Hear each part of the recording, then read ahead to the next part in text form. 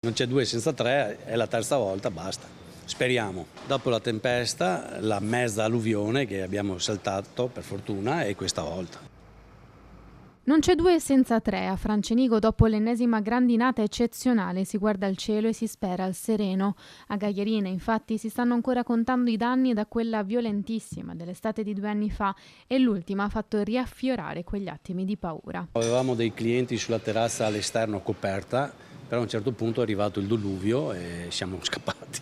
Cioè li ho fatti entrare e dopo mezz'ora, 40 minuti siamo usciti e abbiamo visto macchine non proprio distrutte, ma rotto il vetro e bastonate. Quasi tutte le auto parcheggiate fuori dal locale hanno subito danni e così anche qualche facciata nella zona.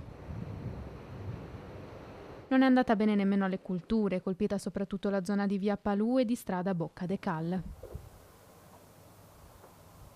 Fare una stima adesso è un po' difficile, ma nei prossimi giorni si vedrà. Sicuramente un 30% del raccolto può essere perso, soprattutto nella parte della vite. Il mais bisogna attendere un attimo, e anche la soia, però i danni ci sono stati e sono anche importanti. Speriamo che soprattutto anche la viticoltura possa darci una mano nei prossimi giorni e la pianta si riprenda. Ogni volta che arriva un temporale si ha sostanzialmente paura di quello che può scendere dal cielo? Sì, assolutamente, c'è un allarmismo purtroppo per chi lavora fuori, per noi agricoltori, ma anche per le abitazioni, per i privati, per gli imprenditori, la paura c'è.